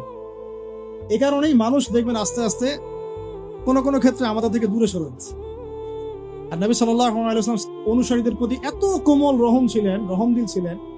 সুবহানাল্লাহ। একজন সাহাবী একটা কুফরি কালিমা পড়ে আসছেন, তাকে প্রচন্ড নির্যাতন করা হয়েছে, তার নাম আম্মার বিন ইয়াসির রাদিয়াল্লাহু আনহু। জোর করে একটা কালিমা আদায় করা হয়েছে, বল মুহাম্মদ ভালো না, বল মুহাম্মদ ভালো না সাল্লাল্লাহু আলাইহি ওয়াসাল্লাম। মার কিন্তু কঠিন জিনিস। এগুলো বললে অনেকে ইমান চাঙ্গা হয়, অনেকে ঠিক বলেন, দুটা মায়ের পিঠের উপর পড়লেই আর দেখবেন ভাই সব শেষ। কঠিন বিষয়, খুব কঠিন। যাদের এইসব অভিজ্ঞতা নাই তাদেরকে সব বলেও লাভ নাই। যাই হোক, বাই দ্য ওয়ে, তো এই সাহাবী তখন বলে ফেলেছেন একটা কথা, মার সহ্য করতে না পারে বলে, আর কাঁদতে কাঁদতে দৌড় দিয়ে তিনি নবী সাল্লাল্লাহু আলাইহি ওয়াসাল্লামের কাছে গেলেন, কোথায় আল্লাহ রাসূল, আমাকে নিয়ে চলো, আমি তার পা চুম খাবো। সূরা নাহলে এই আয়াতটা আসছে সম্ভবত, না আসলে। তো একটা হচ্ছে এরকম যে যাদের মন ইমানে পরিপূর্ণ তাদেরকে যদি জোর করে এরকম কোনো কথা আদায় করা হয়, এতে তাদের কোনো ইমানের ক্ষতি হবে না। আম্মার বিন ইয়াসির রাদিয়াল্লাহু আনহু সম্পর্কে এরকম একটা আয়াত নাযিল হয়েছে। তো আমি বলতে চাচ্ছিলাম যে এত মহব্বতের মানুষ ছিলেন তিনি, তার কাছে যে কোনো দুঃখ কষ্ট শেয়ার করা যেত, নিজের সমস্যা, নিজের দুঃখ, নিজের কষ্ট, নিজের অসহায়ত্ব তার কাছে শেয়ার করার জন্য তিনি মনে হতো তিনি আপন কেউ, আমাদের সবচেয়ে আপন মানুষ, সবচেয়ে প্রিয় কেউ, সবচেয়ে মহব্বতের, যার কাছে মন খুলে কথা বলা যায়, যার উপর ভরসা করা যায়, যার কাছে দোয়া নিলে সমস্যা কেটে যায়। আর তিনি এমন একজন মানুষ ছিলেন যার কাছে গেলে সমস্ত প্রেশার, পেইন রিলিফ হয়ে যেত। অনেক সাহাবী, আমাদের টাইম লিমিটেশন দেওয়া হয়েছে, অনেক সাহাবী শুধু বাসায় যেতেন আবার ফিরে আসতেন তাকে একবার দেখার জন্য। বাসায় যেতেন আবার ফিরে আসতেন, উঁকি মেরে দেখতে আসতেন কেমন দেখে আসতেন। আপনি এখনো রওজায় যান মদিনায়, দেখবেন আপনার বারবার জিয়ারত করতে ইচ্ছা হবে, আরেকবার দেখে আসে, আরেকবার সালাম দিয়ে আসে। তাহলে জীবিত থাকতে তিনি কেমন ছিলেন এটা বলার অপেক্ষা রাখে, এটা বলার অপেক্ষা রাখে। এখনো মনে হয় যে আমরা তাকে পেলে তার পা ধরে চুমু খাইতাম, হাত ধরে চুমু খাইতাম, কপালে চুমু খাইতাম, জড়ায় ধরতাম, ইয়া রাসূলুল্লাহ উম্মার আজকে এই অবস্থা, ইয়া রাসূলুল্লাহ আমাদের আজকে এই অবস্থা।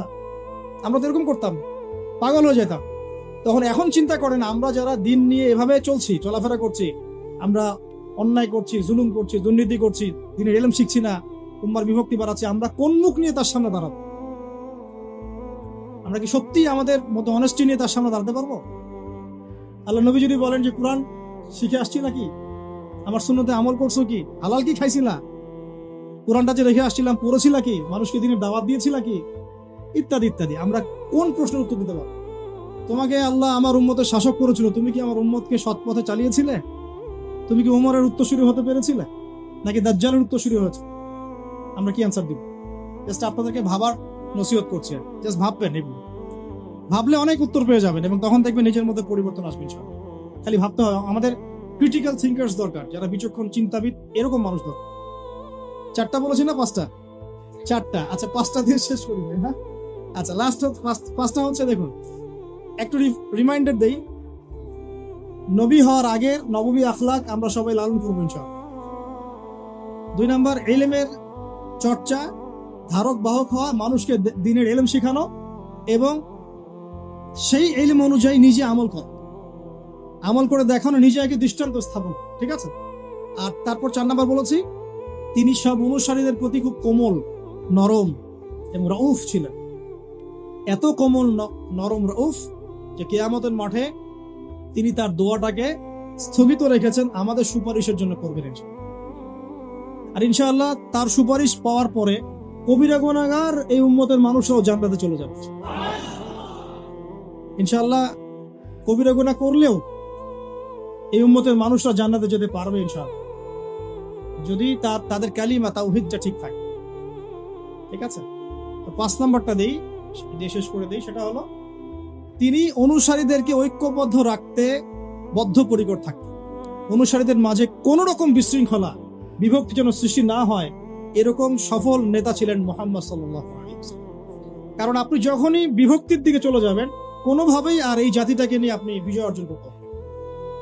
খেয়াল করে দেখেন, না এখানে না নবী সাল্লাল্লাহু আলাইহি ওয়াসাল্লামের সময় কোন আনসার মুহাজির বিভক্তি ছিল, দলাদলি ছিল।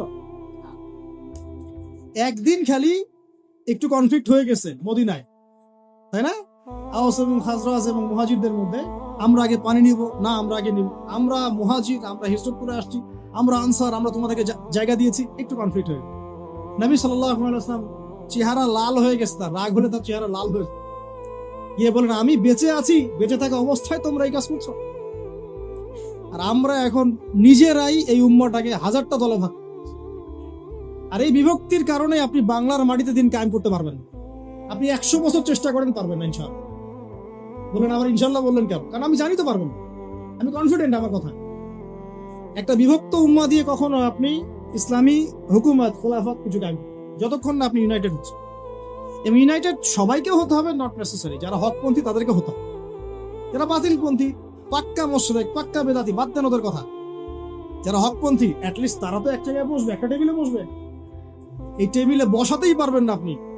এই টেবিলে বসাতে গেলে দেখবেন কত প্রতিবন্ধকতা। অমুক মাহফিলে থাকলে আমি ওয়াজ করব না, তমুক বই লিখলে আমি লিখব না, অমুকের বই ছাপাইছো কেন, আমারটা ছাপানো যাবে না। সুবহানাল্লাহ, মনটা যে কত সংকীর্ণ আমাদের এখন পর্যন্ত। আল্লাহ পাক আমাদেরকে এটা বোঝার তৌফিক। আল্লাহর নবী সাল্লাল্লাহু আলাইহি ওয়াসাল্লাম অনুসারীদের মধ্যে খুব ইউনিটি বজায় রাখতেন, কোনোভাবেই যেন তাদের মধ্যে কোনো রকম বিশৃঙ্খলা না সৃষ্টি হয়। আর এটা বজায় রাখার স্বার্থে তিনি অনেক সময় কেউ অপরাধ করলেও এটাকে পাশ কাটিয়ে এড়িয়ে যেতেন, কারোর নাম ধরে সরাসরি তাকে আঘাত করতেন না, বরং মিম্বরে উঠে বলতেন কিছু কিছু মানুষ এই কাজ করছে, এই কাজগুলো করা ঠিক নয়, কাউকে আঘাত করতেন না সরাসরি। একজন সাহাবীর নাম জানেন, হাতেব ইবনে আবি বালতা, নাম শুনেছেন? সাহাবী বদর যুদ্ধ করেছেন রাদিয়াল্লাহু আনহু। নবী সাল্লাল্লাহু আলাইহি ওয়াসাল্লাম মক্কা অভিযান পরিচালনা করবেন, এটা গোপন একটা চিঠিতে লেখা আছে, কিন্তু কেউ জানেন। আল্লাহ নবী ডিপ্লোমেসি নিয়ে আমি কালকে কথা বলবো ইনশাআল্লাহ। তিনি অনেক বিচক্ষণ একজন মানুষ ছিলেন, অনেক ডিপ্লোম্যাটিক ছিলেন। তিনি কাউকে জানতে দেন নাই, বুঝতে দেন নাই যে মক্কা আমরা আক্রমণ করতে যাচ্ছি। ঠিক আছে? তো একটা চিঠির মধ্যে হাতেব ইবনে আবি বালতা তিনি লিখে দিয়েছেন, মক্কায় তার পরিবার আছে, যে এরকম আক্রমণ হতে পারে, তোমরা একটু সাবধানে, বুঝেন না কথা। তো এখন এই চিঠিটা একটা মেয়েকে দিয়ে পাঠিয়ে দেওয়া হয়েছে। তো জিবরাইল আলাইহিস সালাম এসে তো খবর দিয়ে দিয়েছেন আল্লাহ নবী। সুবহানাল্লাহ। এবার আল্লাহ নবী সাল্লাল্লাহু আলাইহি ওয়াসাল্লাম আলী রাদিয়াল্লাহু আনহুকে বলছে, যাও ওই যে ওইখানে একটা মহিলা পাবা, ওকে ধরবা, যদি ও না দেয়, স্বেচ্ছায় না দেয়, ওর কাপড় খুলে হলো ওকে ওটা বের করবে। প্রয়োজনে এরকম ইনিশিয়েটিভ নেওয়া জায়েজ আছে শরীয়ত। আলী ইবনে আবি সেই যুদ্ধে কিন্তু তার একটা বড় ভূমিকা ছিল, তিনি একটা বড় ভূমিকা রেখেছেন ইয়ারমুকের যুদ্ধে। মানে এক পর্যায়ে মুসলিমরা জিতে যাচ্ছিল, কিন্তু রোমকদের পাল্টা আক্রমণে মুসলিমরা ছত্রভঙ্গ হয়ে পড়ে এবং মুসলিমদের রমণীদের যে খেমা আছে, মানে তাবু, এই পর্যন্ত কুফার সৈন্যরা চলে আসছিল। এই সময় আবু সুফিয়ান রাদিয়াল্লাহু আনহু একটা জোরালো ভূমিকা রেখেছে এবং তার সাথে ছিলেন ইকরিমা বিন আবি জেহেল, আবু জেহেলের ছেলে ইকরিমা রাদিয়াল্লাহু আনহু। মানুষের লাইফটা আসলে কেমন, যার বাবা জাহান্নামী তার ছেলে জান্নাত। আর ইকরিমা রাদিয়াল্লাহু আনহু বলছিলেন যে কাতালতু রাসূলুল্লাহি ফি কুল্লি মাউতিন, আমি সারা জীবন রাসূলের এগেইনস্টে যুদ্ধ করেছি, আর আজকে কে আছো আমার সাথে মৃত্যুর বায়াত করতে পারো, কে আছো আমার সাথে মৃত্যুর বায়াত করতে পারো। তারপর তিনি আগ্রাসী আক্রমণ চালিয়ে রোমকদের যে দুর্গগুলো, মানে শেল, ওদের তো যুদ্ধ নীতি খুব উন্নত ছিল, সেগুলো ভেদ করে সামনে চলে যান। এটা টার্নিং পয়েন্ট ছিল ইয়ারমুকের যুদ্ধে। আমি যেটা বলছিলাম, আমাদের টপিক ইয়ারমুকের যুদ্ধ না, যে আবু সুফিয়ান রাদিয়াল্লাহু আনহু শেষ বয়সে ইসলাম কবুল করার পরেও মসজিদে বসে বসে কান্নাকাটি করতেন আর বলতেন যে হাদা কালামু রাব্বি, হাদা কালামু রাব্বি, এটা আমার রবের কালাম, এটা আমার রবের কালাম। আপনি একজন সাহাবীও খুঁজে পাবেন না যিনি কোরআন এবং সুন্নাহর জ্ঞান থেকে দূরে ছিল। কিন্তু আমরা দুর্ভাগ্যজনক, এখন অনেকে ইসলামের জন্য জীবন দিতে চাই, বাট কোরআন পড়তে জানি না। আমার কথা মন খারাপ করুন, আমরা ইসলামের জন্য জীবন দিতে চাই ঠিক, এই প্রেরণা আমাদের সবার মধ্যে একটু একটু কাজ করে, কম বেশি, কারো আবেগে, কারো বিবেকে, বেশিরভাগ মানুষের আবেগেই করে। তবে নবী সাল্লাল্লাহু আলাইহি ওয়াসাল্লাম আবেগী নবী ছিলেন না, তিনি খুবই ডিপ্লোম্যাটিক পারসন ছিলেন। তিনি বুঝে কাজ করতেন, কি করতে যাচ্ছি, কেন করতে যাচ্ছি। আমরা ওইদিকে আসছি ইনশাআল্লাহ। তো প্রথম পয়েন্টটা টাচ করতে চাই, শিক্ষার মধ্যে কোরআন ঢোকাতে হবে। এখন যারা আমরা শিখতে পারি নাই দীর্ঘদিন, আমরা কি করব? এই 60-70% জেনারেল কমিউনিটির জন্য কোরআন শিক্ষার কার্যক্রম চালু করবো ইনশাআল্লাহ। আপনাদের সার্বিক সহযোগিতা চাই এবং অংশগ্রহণ চাচ্ছি। কিছু কিছু নতুন নতুন কোর্সেস আসছে এখন, এগুলো দিয়ে মোটামুটি 6 মাসের মধ্যে কোরআনের বেসিক নলেজ শেখানো যায়, অ্যারাবিক গ্রামার শেখানো যায়। আমি এগুলো নিয়ে ঘাটাঘাটি করছি আলহামদুলিল্লাহ। এই কোরআনের মধ্যেই আলহামদুলিল্লাহ মাত্র 200 থেকে 250টা মাসদার আছে, ফেল আছে, যেগুলো দিয়ে কোরআনের প্রায় 40,000 শব্দ তৈরি করা যায়। 40,000 শব্দ। আর এই কোরআনুল কারীমে মোট শব্দ আছে 78,000, প্রায় 78,000। এক্স্যাক্টলি ৭৭,৮০০টা, প্রায় ৭৮,০০০। এই ৭৮,০০০-এর মধ্যে ৪০,০০০ শব্দ আপনি মাত্র ২৫০টা মাসদার থেকে বের করতে পারবেন। এগুলো ওলামায়ে কেরাম বুঝবেন আর কি, আমি জাস্ট টাচ করছি। মানে কোরআন নিয়ে অনেক থিসিস গবেষণা হচ্ছে, অনেক কোর্সেস লঞ্চ করা হচ্ছে।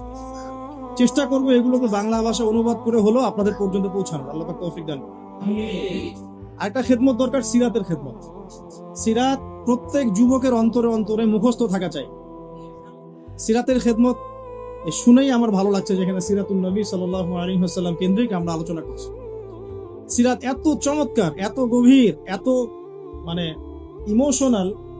সিরাত পড়ে যদি কেউ ওমরাহ করে এবং রাসূল সাল্লাল্লাহু আলাইহি ওয়াসাল্লামের রওজা জিয়ারত করে, সে যে আবেগ অনুভূতি আর ফিলিংসটা পাবে, সিরাত না পড়া মানুষ সেটা পাবে না। সিরাত পড়ে যদি আপনি সিরাতের সাথে সংশ্লিষ্ট স্থানগুলো জিয়ারা করেন, তাহলে যে ফিলিংসটা পাবেন সিরাত না পড়ে পাবেন। আর কোরআন এবং সুন্নাহর, কোরআনের আয়াতগুলো এবং হাদিসগুলো কোনটা কোন প্রেক্ষাপটে কখন কিভাবে নাজিল হয়েছে, এটা বোঝার জন্য সিরাত লাগবে। আদারওয়াইজ আমরা কোরআন সুন্নাহ হাতে নিয়েও বিভ্রান্ত হতে পারি। সিরাত একটা উপন্যাস, একজন মহামানবের উপন্যাস। যে উপন্যাসটা তিনি নিজ হাতে লিখেন নাই, লিখেছেন আল্লাহ রাব্বুল আলামিন। সিরাত একটা উপন্যাস, এটা সেই ব্যক্তি লিখেননি যাকে নিয়ে সিরাত, বরং এটা লিখেছেন তার রব আল্লাহ রাব্বুল আলামিন। সিরাতুন নবী সাল্লাল্লাহু আলাইহি ওয়াসাল্লাম। তো সিরাতের অনেক পার্ট আছে। সিরাত এবং দাওয়াত, সিরাতের আলোকে দিন কায়েম, সিরাতের আলোকে সুন্নাহ, সিরাতের আলোকে আসবাবুন নুজুল, অনেক পার্ট হতে পারে। সিরাতের আলোকে গাজওয়া, সিরাতের আলোকে সারিয়া, সিরাতের আলোকে জিহাদ, সিরাতের আলোকে দাওয়াত, অনেক কিছু হতে পারে। তো আমরা চাচ্ছি সিরাতের একটা প্যানেল তৈরি করতে, সিরাত বিশেষজ্ঞ প্যানেল। এখান থেকে অনেক ভালো ভালো অনেক বড় বড় উলামায়ে কেরাম এবং অনেক ভালো ভালো তালেবে ইলম উঠে আসবে, যাদেরকে নিয়ে একটা প্যানেল করা যায়, করে সিরাতের ছোট থেকে ছোট, বড় থেকে বড় বিষয়গুলোকে নিয়ে আলাদা আলাদা করে আমরা দার্স রেডি করতে পারি। সিরাতের উপরেই দেখা গেল 50টা দার্স। ঠিক আছে? তো আমার নিয়ত আছে, আপনারা দোয়া করবেন আল্লাহ পাক যেন তৌফিক দান করেন। এবং সিরাত নিয়ে কাজ করতে ইচ্ছুক এমন যুবক ভাই বা যারা তালেব ইলম আছেন বা যারা এখনো পড়াশোনা করছেন বা উলামায়ে কেরাম যদি এগিয়ে আসেন, পরামর্শ দেন, আমি খুব উপকৃত হব ইনশাআল্লাহ। আল্লাহ পাক তৌফিক দান করুন। একটা কোরআন, একটা সিরাত, আর একটা দরকার হলো তাজকিয়া। একটা কি, আমি সুন্নাহ না বলে তাজকিয়া শব্দটা বলেছি এই কারণে, অনেকে আমরা সুন্নাহর উপর আমল করি বাট তাজকিয়া নাই। অনেকে সুন্নাহর উপর আমল করি, দাড়ি রেখেছি, টুপি পরছি, পাগড়ি পরছি, আমরা এমন কোন সুন্নাহ নাই, আমলে বাদ দিচ্ছি এমন কোন সুন্নাহ নাই। 2 রাকাত তাহিয়াতুল মসজিদ পড়ছি, তাহিয়াতুল ওযু পড়ছি, বাট তাজকিয়া নাই। তাজকিয়া কি? আত্মশুদ্ধি। তাজকিয়া মানে কি? আত্মশুদ্ধি। আর তাজকিয়া যে আমাদের নাই, এটা বোঝার জন্য অনলাইন যথেষ্ট। অনলাইনে ফেসবুকে ঢুকলেই বোঝা যায় আমাদের তাজকিয়ার কি অবস্থা। এখানে অনেক সময় একজন আলেম আরেকজন আলেমকে যে ভাষায় গালি দিচ্ছেন, তাতে আপনারা পরকালে আল্লাহর কাছে কি জবাব দিবেন সেটা চিন্তা করতে হবে। তাজকিয়ার সাথে এগুলোর কি সম্পর্ক? বাবা মা ভাই বোন জ্ঞাতি গোষ্ঠী তুলে গালি দিয়ে ধুয়ে দিচ্ছে। তো যদি উলামায়ে কেরামদের কেউ এই কাজগুলো করে থাকেন, তাহলে সাধারণ জনগণ কি করবে? কাদেরকে দেখে তারা শিখবে ইসলাম? ইস্যু পাগল হয়ে গেছে আমরা। মন চাইলে একটা কমেন্ট করে দিলাম, মন চাইলে একটা গালি দিয়ে দিলাম, মন চাইলে একটা শেয়ার দিয়ে দিলাম। এটার পরিপ্রেক্ষিতে উম্মার মধ্যে যে বিভক্তি বাড়ছে এবং প্র্যাকটিসিং মুসলিমদের সম্পর্কে জেনারেলদের যে একটা বিরূপ ধারণা সৃষ্টি হচ্ছে, আর যারা ইসলামের দিকে আসতে চায়, ওরাও আসার আগে আবার চিন্তা করছে 10 বার যে বাবা যাবো কি যাবো না।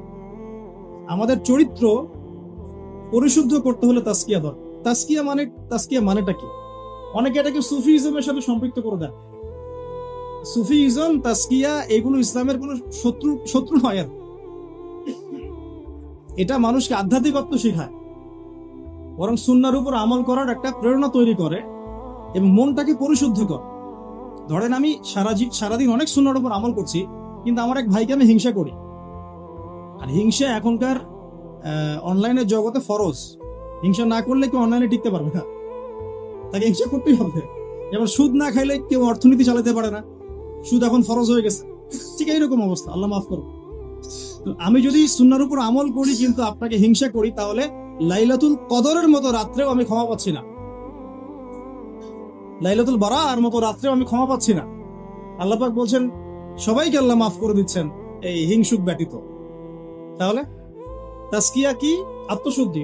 এটা আজকে টপিক না, আমি বলছি 3টা জায়গায় ফোকাস করতে হবে খুব বেশি। কোরআনের শিক্ষা স্পেশালি জেনারেলদের মধ্যে, কারণ মক্তব মাদ্রাসা শেখানো হচ্ছে বাট জেনারেলরা পাচ্ছেন না। এবং শিক্ষাটাকে সহজ করে দেওয়া, সহজলভ্য করা, সহজ করা, যাতে ঘরে ঘরে হার্ট টু হার্ট আমরা কোরআনটা পৌঁছাতে পারি। শুধু তিলাওয়াত নয়, তিলাওয়াতের সাথে অবশ্যই অর্থ বোঝা। শুধু তেলাওয়াত করলে অবশ্যই নেকি পাবেন আপনি, প্রত্যেক হরফে 10 নেকি করে, কিন্তু এটাতে কোরআনের হক পরিপূর্ণ আদায় হয় না, কোরআনের মূল মেসেজটা আমরা পাচ্ছি না। আর 2 নাম্বার হচ্ছে সিরাতের শিক্ষা, সিরাতের ব্যাপক প্রচার প্রসার। আর 3 নাম্বার তাজকিয়া, সুন্নাহ ভিত্তিক জীবনযাপন এবং তাজকিয়া। তাজকিয়ার জন্য দরকার আত্মশুদ্ধিওয়ালা মানুষের সোহবত। আত্মশুদ্ধিওয়ালা মানুষের সোহবত, এই মানুষ খুঁজে বের করা একটা চ্যালেঞ্জ। এই মানুষগুলো খুঁজে পেতে হলেও তাকদীরের একটা ভালো ভাগ্য লাগবে। কারণ দিন শেষে বুঝতে পারছি যে কেউ যদি জাহেল থাকে এটাও তাকদীরেই ছিল, কেউ যদি হকপন্থী আলেমের সোহবত পেয়ে যায় এটাও তাকদীরেই ছিল। কিছু করার না, এটা তাকদীর। কেউ পাবে কেউ পাবে না, কিন্তু চেষ্টা যে করবে আল্লাহ পাক তাকে মিলাই দিতেও তো পারেন।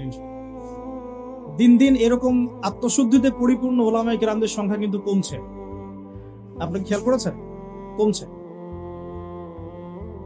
যে ব্যক্তি হক ও বাতিলকে পার্থক্য করে দেয়, যে ব্যক্তি অন্যের শুভাকাঙ্ক্ষী, যে ব্যক্তি উম্মার ঐক্য চায়, যে ব্যক্তি নিজে যা বলে তার উপর আমল করে, যে ব্যক্তি অন্যকে আল্লাহর দিকে ডাকে, যে ব্যক্তি নিজে হারাম খায় না, যে ব্যক্তি আলেমদের মাঝে বিভেদ সৃষ্টি করে না, যে ব্যক্তি মানুষকে নবী সাল্লাল্লাহু আলাইহি ওয়াসাল্লাম রেখে যাওয়া সুন্নতের দিকে ডাকে, যার অন্তরটা পরিষ্কার, ভিতরে কোনো হিংসা নাই, কোনো অহংকার নাই, কোনো গীবত তহমত কিচ্ছু নাই, এরকম মানুষ, এরকম আলেম খুঁজে পাওয়া কি 4টাখানি কথা? আমার কথা শুনে আপনাদের ইগোতে লাগা উচিত নয়, আপনাদের চোখে পানি আসা উচিত। এই কথা 3টা ওলামায়ে কেরামদের জন্য। আমরা অনেক ওলামায়ে কেরামকে দেখেছি টাইটেল পাস, অন্তরটা হিংসা দিয়ে। এতে আপনি ইগোতে নিয়েন না, বরং আপনার চোখ দিয়ে পানি পড়া উচিত। বিকজ আপনার হিসাব আগে হবে। 3 জন ব্যক্তিকে দিয়ে জাহান্নাম উদ্বোধন করা হবে: শহীদ, দাতা, দানশীল, আলেম। আমি এমন অনেক ওলামায়ে কেরামকে দেখেছি যাদের কথাবার্তা, চলাফেরা এবং ওঠা বসাতে অহংকার স্পষ্ট, কেবল অহংকার স্পষ্ট। আর আলহামদুলিল্লাহ আমি এমন অনেক ওলামায়ে কেরামের সোহবত পেয়েছি যারা আল্লাহর ওলি, যারা আল্লাহর ওলি। তো এখন এই পর্যন্ত যাওয়াটা আপনার জন্য চ্যালেঞ্জ। আল্লাহর কাছে অনেক দোয়া করতে হবে এবং নিজের অন্তরটাকে নিউট্রাল রাখতে হবে, কোনো দিকে বায়াসড হয়ে যাওয়া যাবে। নিউট্রাল রাখলে ইনশাআল্লাহ তাহলে আপনি বুঝতে পারবেন যে কে হকের উপর আছে, কে বাতিল। আল্লাহ পাক আমাদের সবাইকে আত্মশুদ্ধিতে পরিপূর্ণ মানুষের সোহবত দান করুন, আমিন। আমাদেরকেও সেই আত্মশুদ্ধি অর্জন করার তৌফিক দান। এই 3টা জায়গায় খুব বেশি ফোকাস করা দরকার। সিরাত নিয়ে 2টো কথা বলে আমি আমার টপিকে আসছি। আজকে সবগুলো আলোচনা করব না, কারণ আপনাদের জন্য একটা সুখবর আছে, আমার জন্য সুখবর। ইনশাআল্লাহ আগামীকাল আমি আবার আসবো।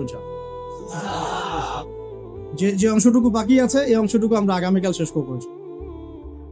আগামীকাল আমাদের এখানে একজন ওস্তাদ আসবেন, তার আগে বা তারপরে, যদিও কালকে আমার ডেট নাই, আমি চেয়ে নিয়েছি এটা, কারণ আমি সিরাত পড়তে গিয়ে দেখেছি যে এটা এক লেকচারে কোনোদিনও আলোচনা শেষ করা যাবে। এই সিরাতের উপরে আলোচনা করতে হলে আমার 24টা ক্লাস দরকার। একটু এই জায়গাটা শোনেন। এই পুরো সিরাত, আমার হাতে একটা পাতলা সিরাতের বই আছে, সিরাতে খাতামুল আম্বিয়া, আপনারা অনেকেই জানেন, এই বইটা পড়েছেন।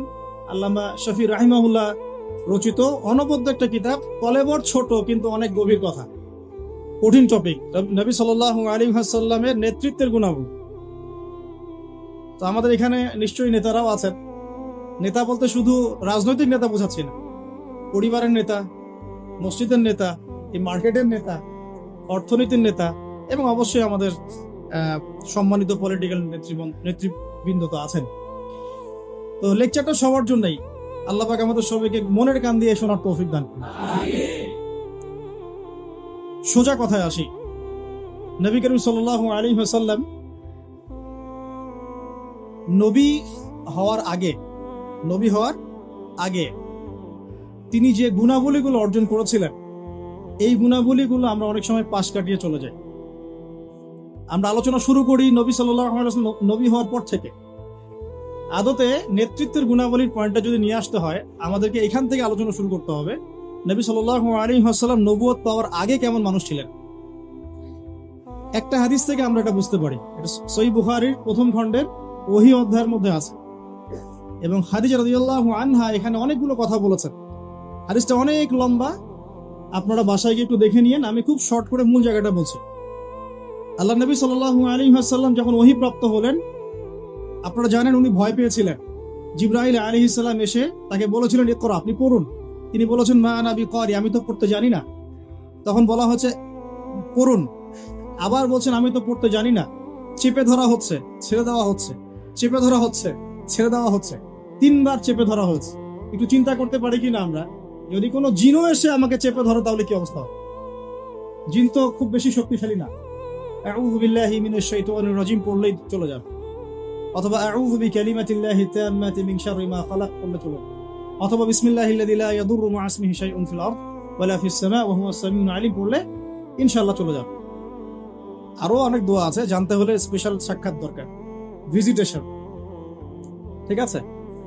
এখন ফেরেশতা চেপে ধরলেন, তাহলে তো ব্যাপারটা অনেক কঠিন, অনেক বার্ডেন তার মাথায় তখন ছিল, বুকের মধ্যে ভার। এই অবস্থায় তিনি যখন বাসায় এসেছেন, খাদিজা রাদিয়াল্লাহু আনহাকে তিনি একটা কথা বলেছেন, খাশিতু ওয়া কদ খাশিতু আলা নাফসি, আমি আমার নিজের নফসের উপরে ভয় পাচ্ছি। আপনারা পড়ে দেখেন, সহিহ বুখারীতে আছে প্রথম খণ্ডে ওহী অধ্যায়। এই জায়গায় খাদিজা রাদিয়াল্লাহু আনহা 4টা থেকে 5টা বাক্য বলেছেন তার সম্পর্কে। 1, আপনি এতিমের দেখাশোনা করেন। 1, আপনি বিধবাদের খোঁজ খবর নেন। আপনি মুসাফিরদের খাবার দেন। হ্যাঁ, আপনি অসহায়ের পাশে দাঁড়ান। আল্লাহ রাব্বুল আলামিন আপনাকে ধ্বংস করবেন না ইনশাআল্লাহ। তিনি কিন্তু নবী এই মাত্র হলেন, আর এই কথাগুলো নবুয়তের আগের চারিত্রিক বৈশিষ্ট্য ব্যাখ্যা করছে, তাই তো? নবী সাল্লাল্লাহু আলাইহি ওয়াসাল্লাম বিয়ে করেছেন কত বছরে? 25। আর খাদিজা রাদিয়াল্লাহু আনহার বয়স তখন 40। আর এই ঘটনা হচ্ছে 53 বছর বয়সে। খাদিজা রাদিয়াল্লাহু আনহার বয়স তখন 53, নবী সাল্লাল্লাহু আলাইহি ওয়াসাল্লামের বয়স তখন 40। 53 না 63 হবে? 63 না? আচ্ছা, হোয়াটএভার। নবী সাল্লাল্লাহু আলাইহি ওয়াসাল্লামের বয়স তখন 40, বিয়ে হয়েছে 25-এ। 25 থেকে 40 কত হলো? 15 বছর। এই 15 বছরে খাদিজা রাদিয়াল্লাহু আনহা দেখেছেন নবী সাল্লাল্লাহু আলাইহি ওয়াসাল্লাম মিসকিনদের পাশে থাকেন, তিনি এতিমের দেখাশোনা করেন, ফিরদের অন্নদান করেন, মিসকিনদের পাশে থাকেন। মানে তিনি কারো প্রতি জুলুম করেন না, তিনি খুবই মানবিক একজন মানুষ, এবং তার চারিত্রিক বৈশিষ্ট্য অনন্য সুন্দর। ইনশাআল্লাহ আল্লাহ আপনার কোনো ক্ষতি করবেন না। এটা তার স্ত্রী তাকে বুস্ট আপ করলেন পিছন থেকে। এখন নবুয়তের আগের এই গুণাবলীগুলো কি আমরা অর্জন করতে পেরেছি? নবুয়তের আগের এই চারিত্রিক গুণাবলীগুলোই কি আমাদের নেতৃবৃন্দের মধ্যে আছে কিনা? নেতৃবৃন্দ বলতে আমরা সবাই বোঝাচ্ছি মনে করেন, আমাদের মধ্যে আছে কিনা? আমরা সবাই কোনো না কোনো জায়গার দায়িত্বশীল, বাড়ির বা মসজিদের বা ব্যাংকের বা অর্থনীতির বা রাজনীতির। এখন এই যে এতিমের দেখাশোনা করা, বিধবাদের পাশে থাকা, মিসকিনদের খোঁজ খবর নেওয়া, মুসাফিরদের অন্ন দেওয়া এবং দুর্বলদের সাহায্য করা, এটা আমাদের মধ্যে আছে কিনা? নবী তিনি এখনো হন নাই, কেবল হলেন। নবুয়তের আগের গুণাবলী, নবী হওয়ার আগে আমাদের নবী সাল্লাল্লাহু আলাইহি ওয়াসাল্লামের যে চারিত্রিক বৈশিষ্ট্যগুলো ছিল, আমরা হতভাগা উম্মাহ, আমরা এখনো মুসলমান হয়েও, মুসলমান ঘরে জন্ম নিয়েও, কোরআন হাতে পেয়েও, হাদিস হাতে পেয়েও সেই গুণাবলী অর্জন। অগণিত মুসলমান জিনা করে, অগণিত মুসলমান সুদ খায়, অগণিত মুসলমান ঘুষ খায়, অগণিত নেতৃবৃন্দ দুর্নীতি করেন। সবার কথাই বলছি, আমরাও দুর্নীতি করি। যেমন আমরা যে লেকচার দিতে বসেছি, আমি যদি আমার হক আদায় না করি, এটাও আমার ইলমের উপর দুর্নীতি হবে। তো দেখুন নবী সাল্লাল্লাহু আলাইহি ওয়াসাল্লাম এই গুণাবলীগুলো আছে কিনা? আমরা সুদ খাচ্ছি, আমরা জিনা করছি। আপনি 5% মানুষ খুঁজে পাবেন না এখন যারা সুদ খায় না। কোনো না কোনো ভাবে আমরা রিবার সাথে জড়িত। আর যারা ইকোনমিক্স নিয়ে পড়াশোনা করেন, ওই আলেমদেরকে জিজ্ঞাসা করবেন। যারা ইকোনমিক্স নিয়ে পড়াশোনা করেছেন এমন আলেমকে জিজ্ঞাসা করবেন, পেপার মানি, ইলেকট্রনিক মানির মধ্যে রিবা আছে কিনা। যাদের মধ্যে এই জ্ঞান নেই, ওদেরকে জিজ্ঞাসা করে লাভ নাই। তারা বলবে খারেজি। কি বলবে? তারা বলবে খারেজি হয়ে গেছে। সুবহানাল্লাহ। যাই, আমরা দোয়া করি আল্লাহ পাক তাদেরকে তাসকিয়া দান। হয়তোবা বোঝে না, অথবা দুনিয়ার স্বার্থে কথা বলে। এখন আমরা জিনা করছি, উঠতে বসতে চলতে ফিরতে, বাসে, অটোতে, উবারে, এইখানে সবখানে। আমি বলেছি আমার আশঙ্কা, আমি ঢাকা শহরেরই বাসিন্দা এখন, তাকদীর আমাকে এখানেই মিলাই দিছে কিভাবে জানি। আসলে আল্লাহ রাব্বুল আলামিন মানুষের